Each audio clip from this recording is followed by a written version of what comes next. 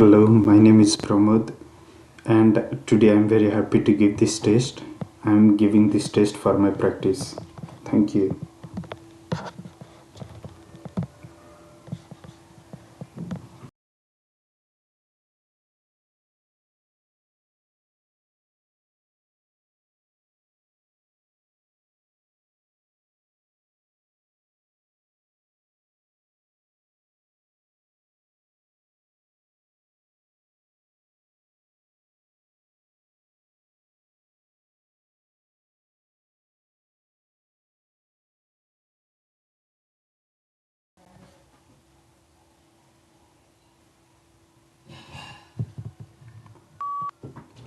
As far as politics go, the responses are just as varied. Migration is commonly and calls for a reduction of emissions and less reliance on fossil fuels. Coal burning power plants are now replaced with hydraulic power plants, and electrical cars are replacing some gasoline efficient cars. Many people, however, feel that this is not enough.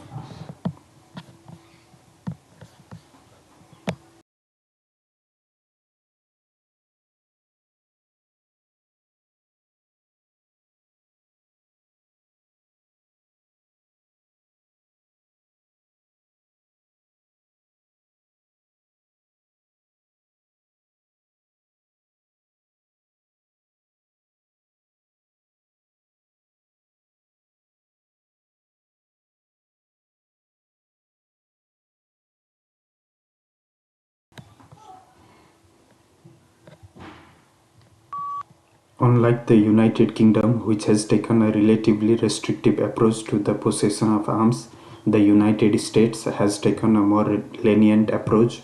In the United States, three models have evolved regarding the interpretation of the meaning of the right to bear and keep arms as delineated in the Second Amendment.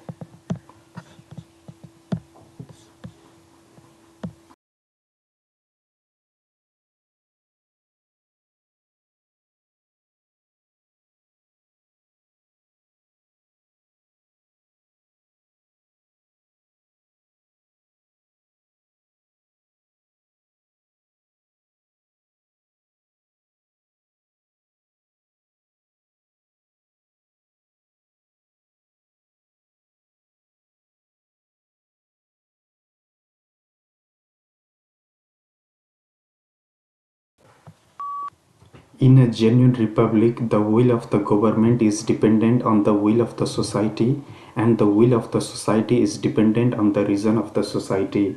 In Federalist 51, for example, James Madison claimed that the extent and the structure of the government of the United States make it dependent on the will of the society.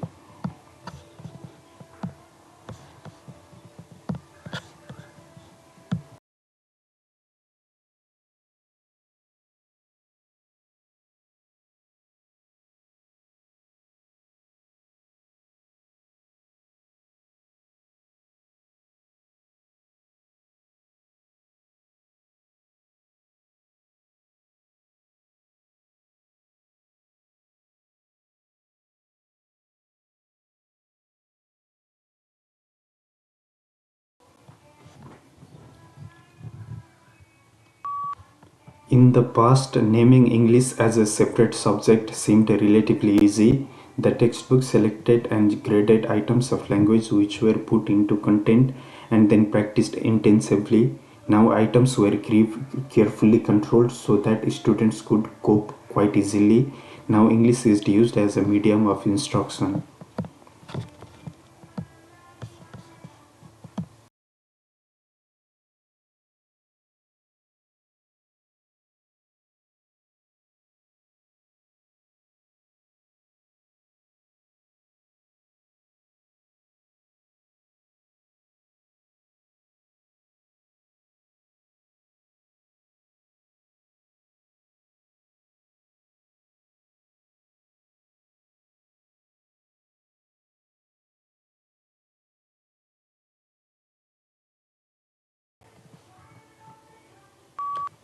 There are perhaps three ways of looking at furniture. Some people see it as purely functional and useful and don't bother themselves with aesthetics. Others see it as essential to civilized living and consult themselves with design and how the furniture will look in a room. In other words, function combined with aesthetics, and not yet others see furniture as a form of art.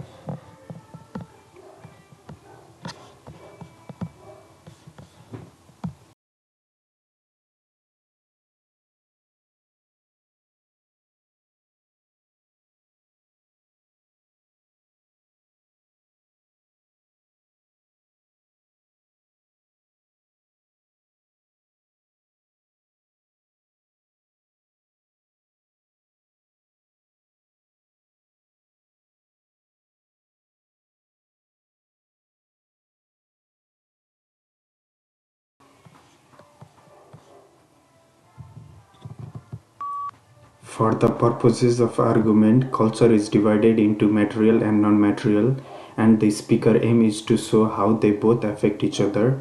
Material developments in tools and technology can affect non-material culture, our customs and beliefs, and the other way around. Genetics is used as an example as it has changed the way we think about life, but also our beliefs have affected its rate of development.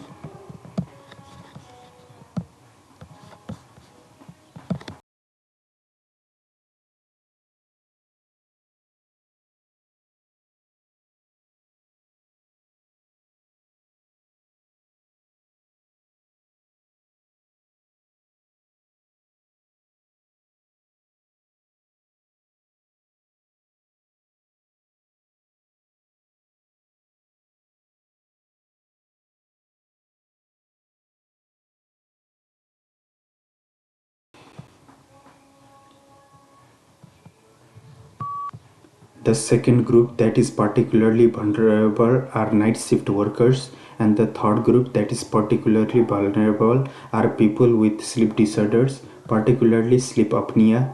One out of three men and 1 out of 6 women have sleep apnea, and yet 85% are undiagnosed and untreated, and it more than doubles the risk of cancers.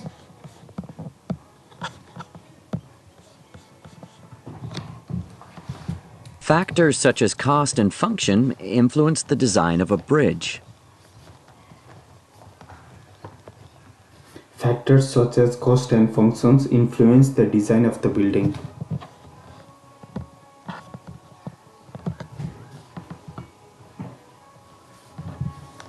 Cities need to invest more money in road systems. City needs to invest more money in road system.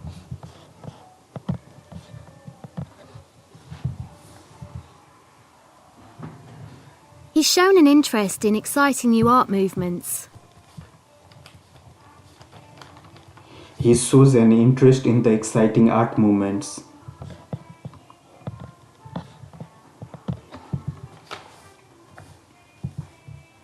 Absolutely. I mean, scientific development can be a positive thing. Scientific development can be positive thing, absolutely I mean.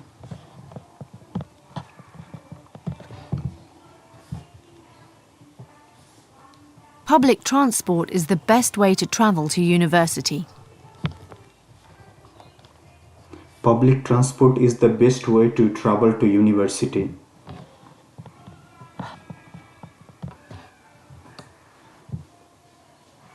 Here in this area, you shouldn't find any huge social problems nowadays. Here in this area, you should not find any social problems nowadays.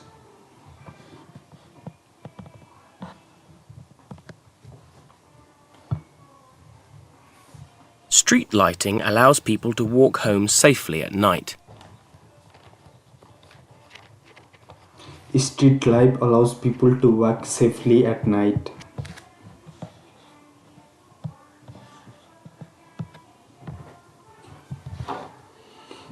Advertisements have to appeal to people of different ages, socio-economic groups, and sexes.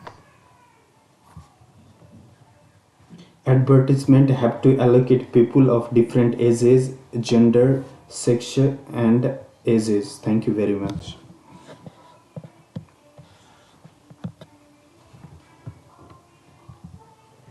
In most cases, quality products don't need much advertising. In most cases, quality product doesn't need any advertisements.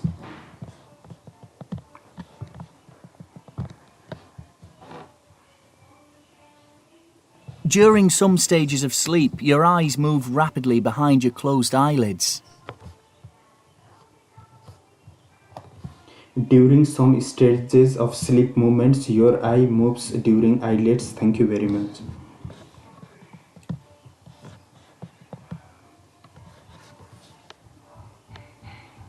A new report outlines ways in which cities should address transport issues. A new report analyzes a way in city a transport report.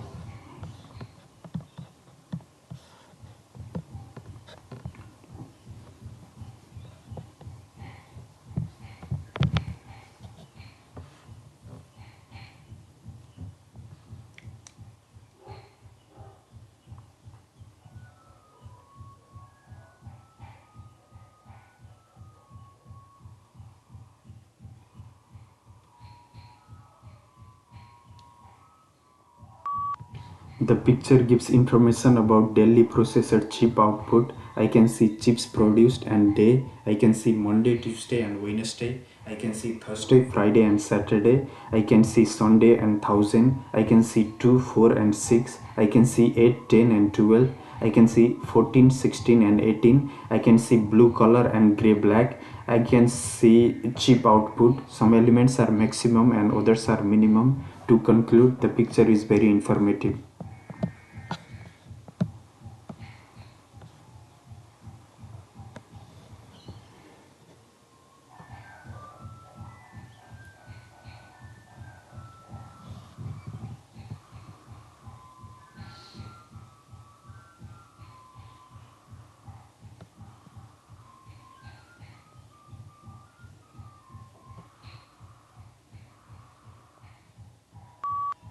The picture gives information about Australian share price index. I can see 20 December 2008.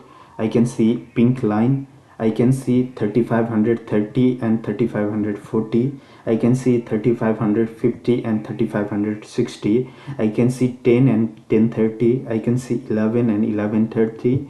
I can see 12 and 1230. Some elements are maximum and others are minimum. To conclude, the picture is very informative.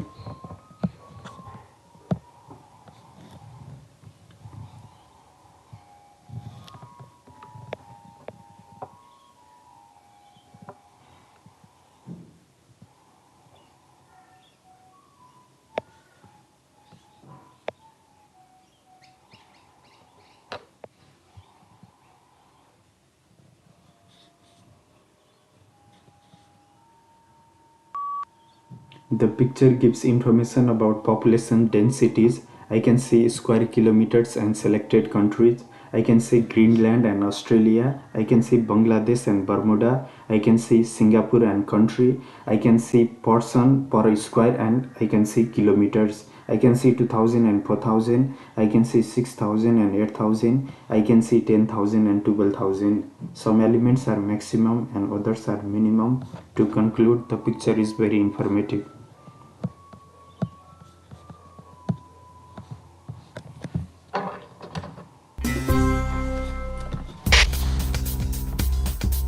Conduct disorder in children is very serious. It's a disorder of childhood and adolescence that is long-term, that's chronic, where children have very aggressive impulses, where children are involved in difficulties with the law and really seem to have no disregard for the rules or for authority. When children have conduct disorder, they're definitely at risk of carrying these difficulties into adulthood, which also brings about a myriad of different problems. Children with conduct disorder often have difficulties in schools, have difficulty with relationships, and have difficulty with employment and lifelong, long-term relationships. It's important to recognize that if your child is not doing well in school, if your child has had difficulties where legal action was necessary, if your child is bullying, getting into fights, and this is constant and ongoing, if your child does not get help, these complexities will really exacerbate into other major difficulties. Look for signs of your child's grades dropping. Look for signs of repeated detentions, suspensions, and brushes with the law.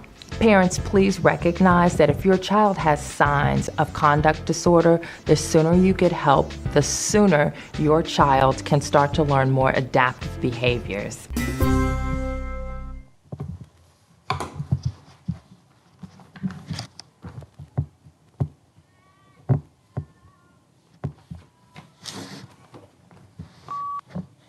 Conduct disorder was the main topic of the lecture and several points were mentioned. She told about children, long-term and aggressive.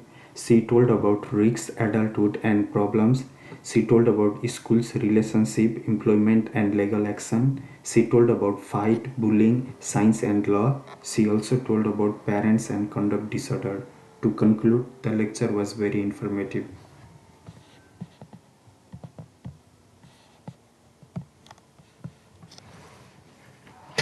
Which animal does wool come from? Sheeps.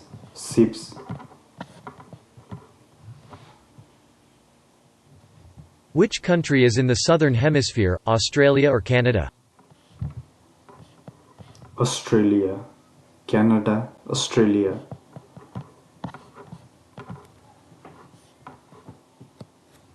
What do we call a company or organization that gives money to a sports or arts event in exchange for advertising? Media, marketing media, advertisement company.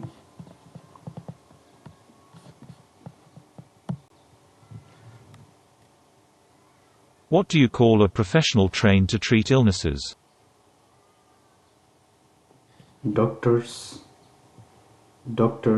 general practitioner, nurses.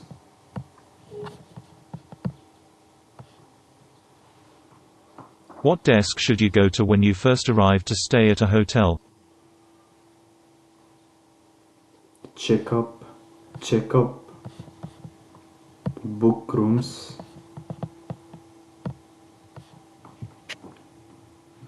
What's the color of the medal that a champion gets? Gold,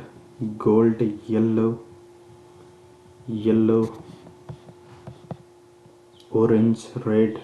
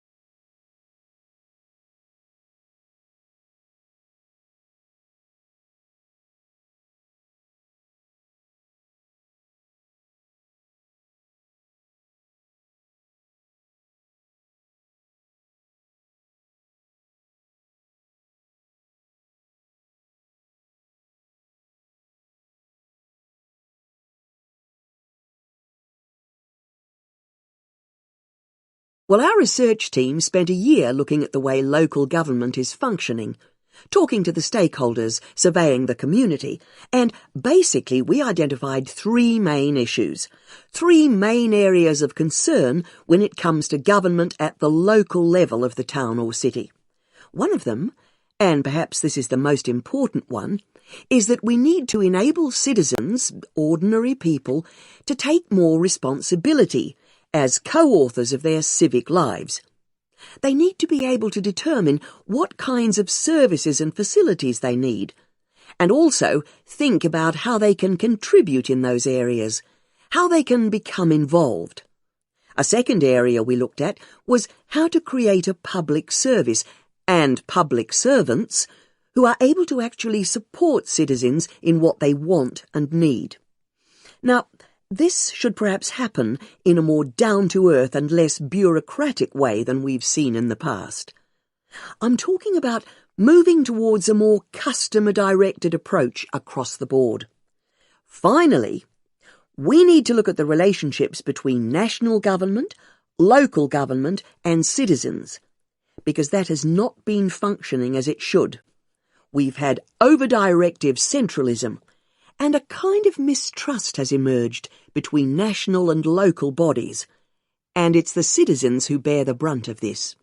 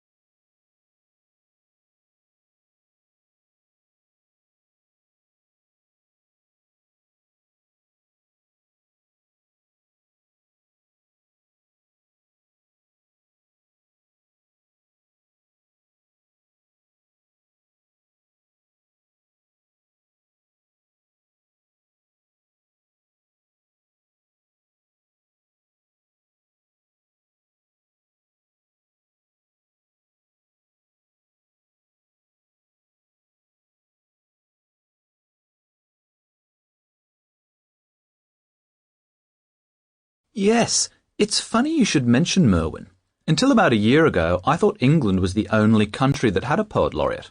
After all, it's a pretty odd job, isn't it? No salary to speak of and just a barrel of wine or something as payment.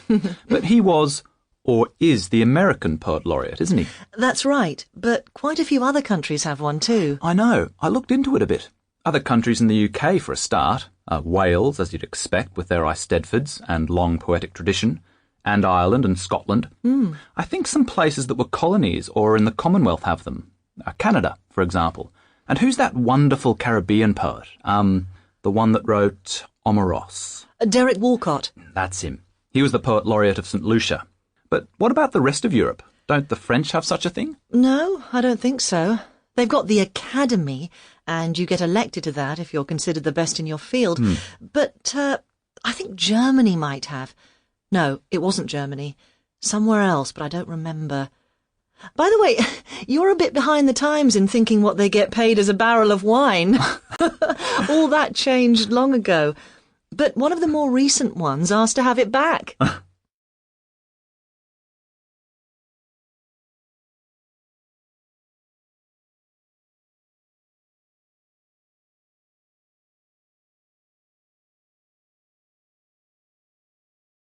Crows, she says, are what's known as partial migrants.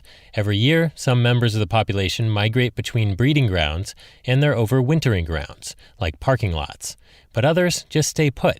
So Townsend and her colleagues wanted to know if that urge to migrate was something individual crows can turn on and off. To find out, they captured 18 crows from overwintering spots in California and New York. They fitted the birds with little backpack satellite tags and tracked them for several years. Overall, 3/4 of the birds migrated, an average of 300 miles. And more importantly, if they migrated once, they did it every year, suggesting traveling is not a habit they switch on and off. The researchers also found that migrating crows returned faithfully to the same breeding grounds every year, but they were more flexible on where to overwinter, which could be a good thing.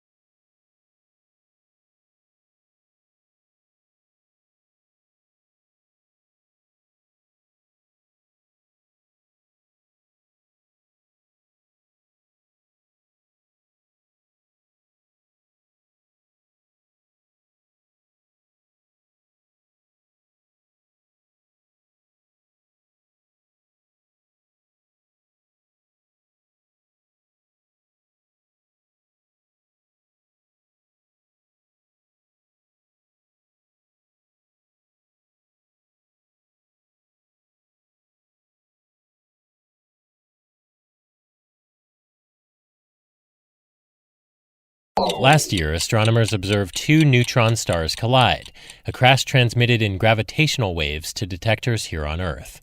Represented in sound, you can hear a small upward sweep in frequency in the data, if you listen closely. Several seconds later, the first waves of electromagnetic radiation arrived here on Earth, the first time a collision has been detected by both light and gravitational waves. And it's in studying the electromagnetic echoes of the collision that astrophysicists have gotten a far better glimpse of what really happened after those binary neutron stars merged 130 million light years away. Oh, yeah, absolutely. So it gives us an understanding of basically all the nitty-gritties of what is going on after the merger takes place. Kunal Mule, an astrophysicist at Caltech. First, he says, the stars collided, creating a massive black hole-like object, which started sucking up the cloud of neutron-rich cosmic debris left over from the crash. But its appetite was limited. It cannot eat all of it, so some bit of it basically escapes. Those escaping leftovers spewed outward into space as a powerful jet. But along the way, Mule says, the jet appears to have interacted with that cloud of neutron-rich material, blowing up a sort of cocoon within the debris floating around the collision, until finally the jet burst out and slammed into interstellar space, releasing yet more radiation we could detect here on Earth.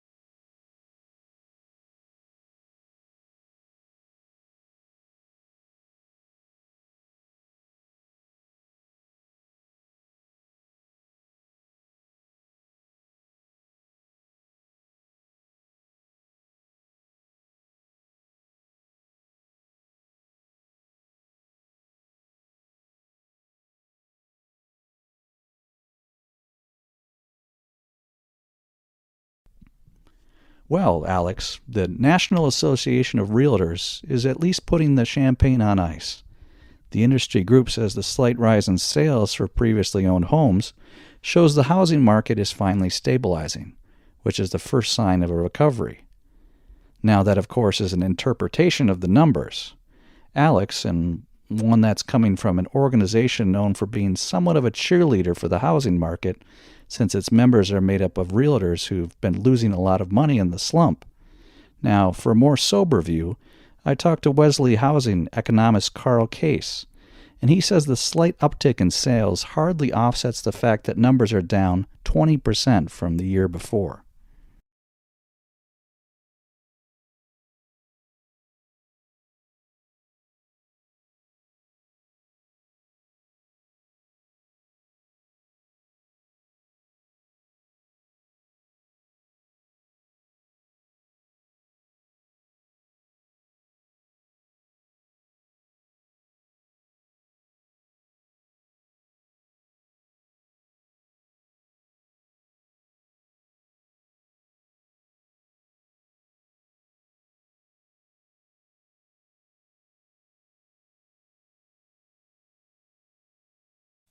Dr. Tony Wagner believes there are 7 skills that young people need to have in order for them to find and keep a good job in today's economy.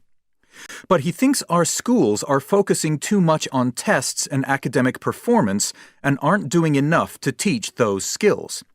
Let me give you an example. One of Wagner's 7 skills is the ability to work in an international team. This is because little teamwork is carried out in one building anymore. When most global companies have a problem, they create teams of people from all over the world to solve it. And these people meet online, in virtual meeting rooms. To succeed in this kind of environment, you need to be a good communicator and understand different cultures. Teams also need good leaders who lead by influencing others, but Wagner and the business people he interviewed say that young people today are unprepared for teamwork and leadership. Because of this, Wagner thinks that people involved in teaching and learning must rethink the way that they educate people in schools so that these young people have the skills they need to achieve a successful career in the 21st century.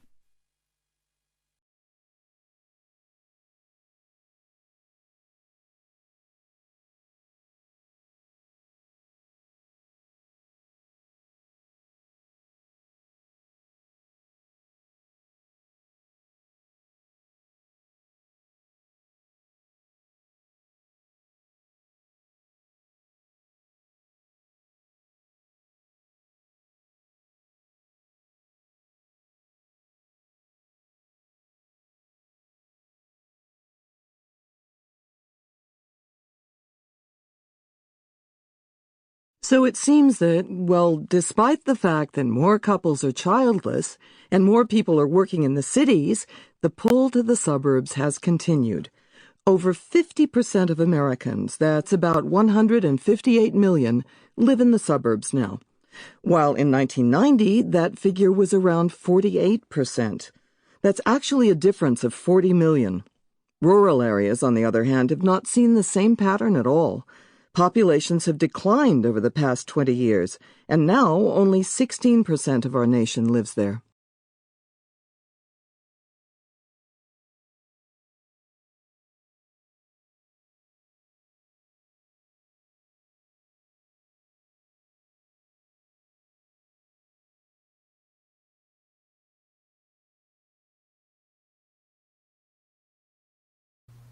The other day I saw an advert on the internet asking for volunteers to test a new skin cream.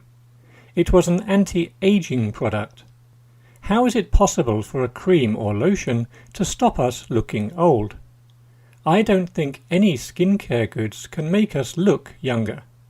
I certainly don't believe cosmetics companies that say their expensive creams can remove wrinkles. They just want to make lots of money. Why do people believe them? How do they know their creams work? They did not test their products on thousands of people over 50 years. I think if a person uses an anti-aging cream for 50 years, they would not even look a year younger when they are 60. This means it's a huge waste of money. Only healthy living can keep us.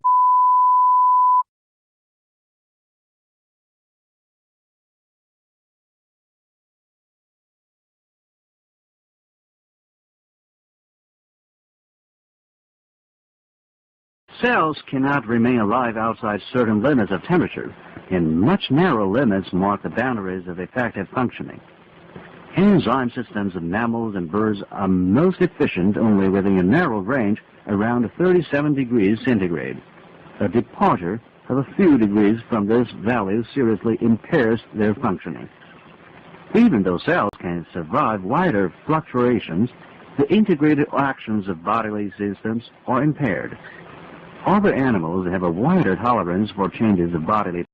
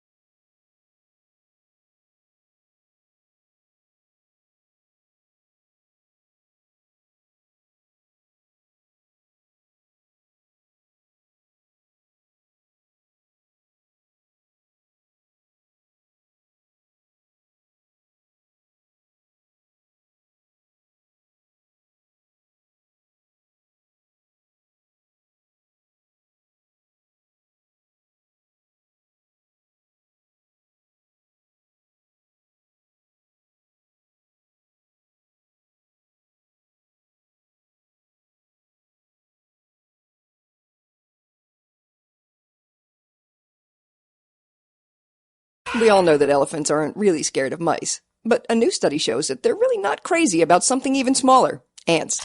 In fact, elephants dislike ants so much that they avoid acacia trees that harbor the tiny six-legged nectar suckers. On the savanna, acacia trees growing in regions that get a lot of elephant traffic tend to get eaten. But researchers noticed that one species of acacia was not much bothered by elephants, and that the untouched acacia was a favorite ant habitat. So the scientists stripped the ant-covered acacia of their bodyguard bugs, and sure enough, the elephants chowed down. In addition, when the insects were placed on previously ant-free acacias, the elephants took a pass. But how can teeny tiny ants repel a big old elephant, which is after all about 1 billion times more massive? The answer is in the trunk. Or rather not in the trunk, because as you can probably relate, elephants really hate to have ants up their noses. The research is published in the journal Current Biology, and it suggests that adding ants could help preserve wooded areas on the savanna, because ants will ruin any picnic, even for pachyderms.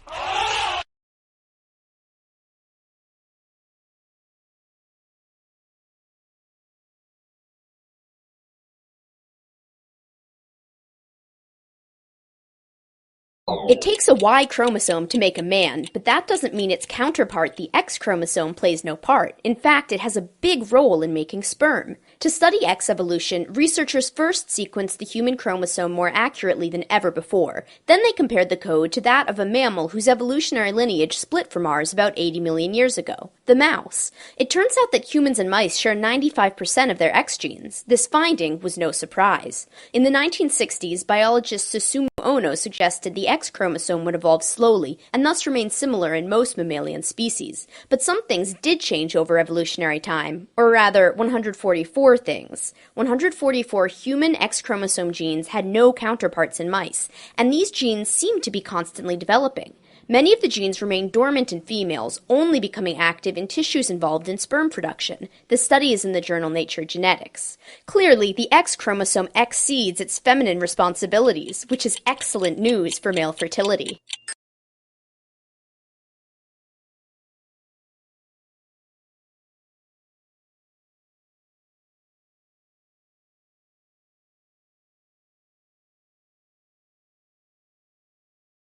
How can you tell the difference between a French baby and a German baby?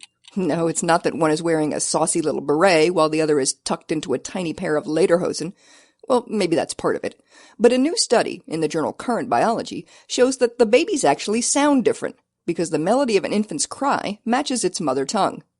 We all know that babies start eavesdropping while they're still in the womb, so when they come out, they know their mother's voice. When they're older, they start to imitate the sounds they hear. Eventually they babble, and then start to speak, and then you never hear the end of it. Hey, Mom! But long before that first burble or coo, babies are learning the elements of language. A team of scientists recorded the cries of 60 newborns, 30 born into French-speaking families, and 30 that heard German. And they found that French infants wail on a rising note, while the Germans favor a falling melody. Those patterns match the rhythms of their native languages. So next time you hear a baby cry, listen closely. He could be telling you where he's from.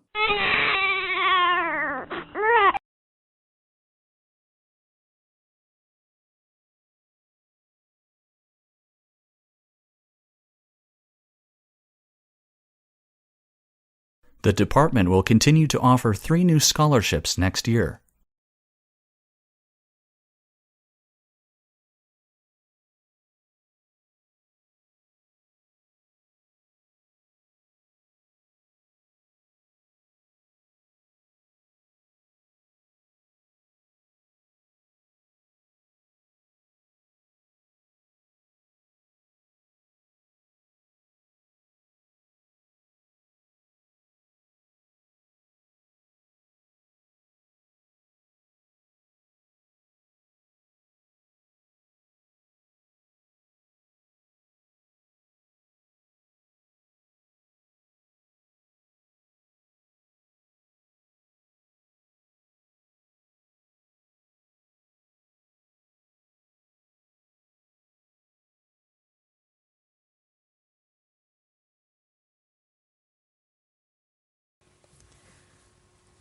Popular culture is now a serious subject of academic inquiry.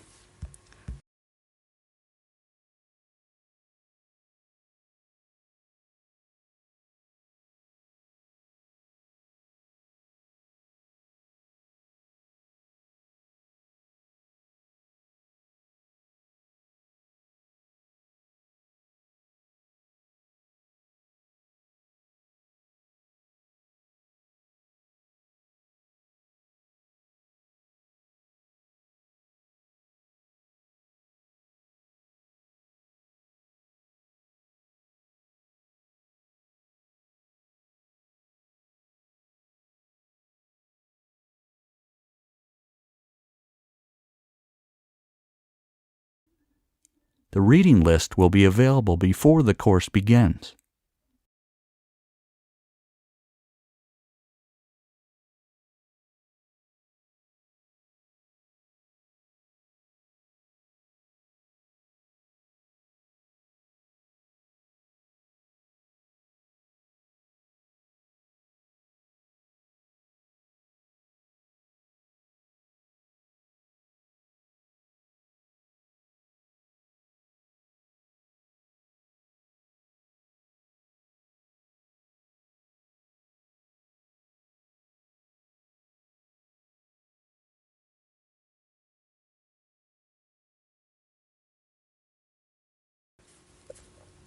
Books for children often contain many beautiful illustrations.